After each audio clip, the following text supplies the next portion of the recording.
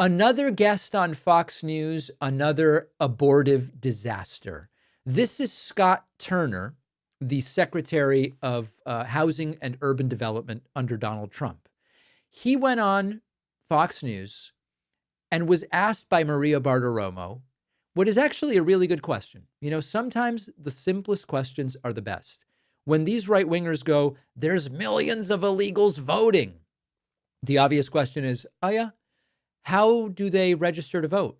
And if they don't, how are millions going and giving the name of a citizen, and then the citizens aren't showing up and being told, no, you were already here, someone gave your name? They never have an explanation.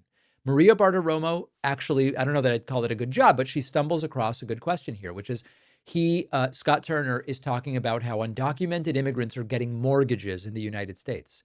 And Maria Bartiromo asks a great question. How does an undocumented immigrant get a mortgage?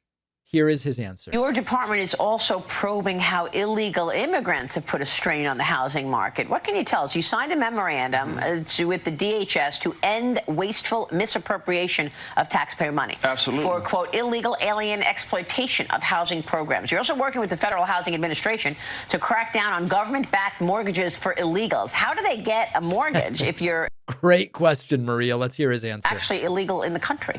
Now, before he says anything, how many of you think he's going to answer the question and tell us how undocumented immigrants get a mortgage and how many don't? Well, Maria, you know, during the Biden administration, there were over 12 million illegal aliens that came over the border, straining our housing supply and making the costs go up. And so we worked with Secretary Noem at DHS, as you alluded to make sure that only American citizens are living in HUD-funded housing. We also took away FHA-backed mortgages from illegal aliens during the Biden administration. They turned a blind eye.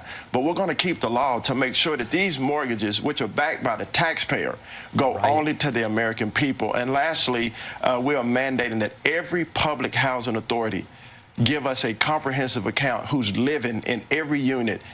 So he said a lot there, but he didn't answer the question, how do undocumented immigrants get a mortgage? Now, let me give you the real answer. It's very similar to how do undocumented non-citizens vote in the United States. The answer is they don't. Undocumented immigrants can't get a federally backed mortgage. They can't access Fannie Mae or Freddie Mac. Banks require legal identification. Mortgage applications include a requirement for a social security number. They have citizenship and residency questions and checks. Undocumented immigrants don't qualify for the standard mortgage system. There is no program that allows undocumented immigrants to get a mortgage. Even private mortgages require ID and proof of residency. And while theoretically, you could give on a private mortgage an ID and a proof of residency without proving citizenship. Private mortgages are usually not for people who are in relatively precarious financial circumstances, as are overwhelmingly undocumented migrants. Now, there are banks that will give you something called an ITIN loan. An ITIN is a taxpayer identification number. You can be in the United States undocumented and request such a number. But those loans are legal. They're not mortgages. They're legal, regulated. They require you to file a tax return and proof of income. Interest rates are very high.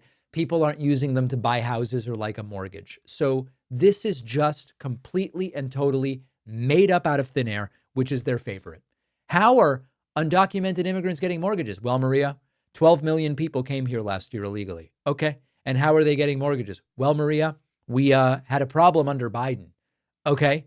And how do undocumented immigrants get mortgages? We're going to get a list of everybody living in subsidized housing. Okay. And how do they don't have an answer because there is no answer. One more clip from this interview. Here is, or a couple more clips.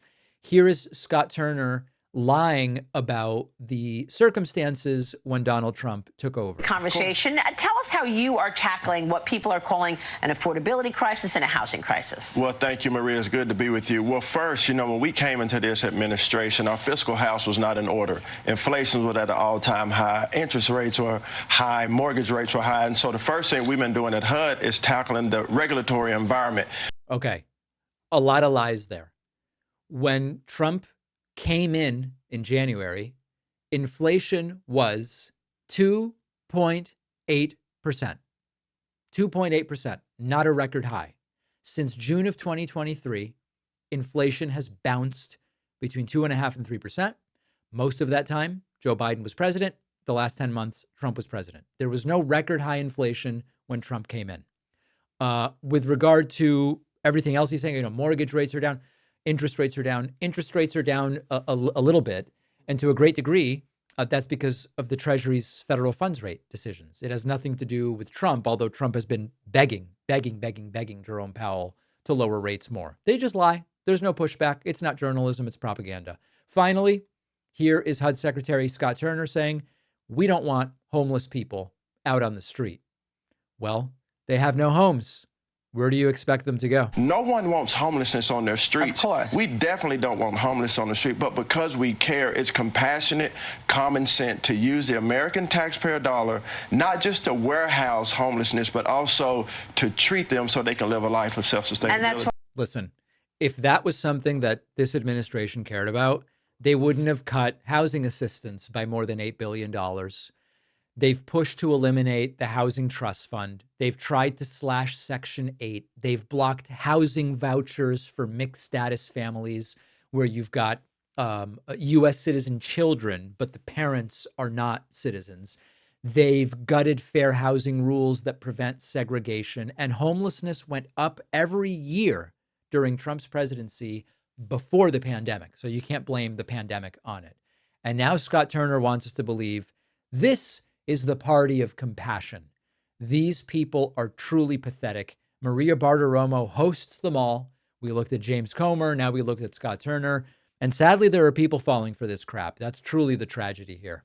Appreciate you watching. Stick around for this next video. And don't forget to hit subscribe so you actually see our uploads. You can also catch the full podcast on Spotify and Apple Podcasts.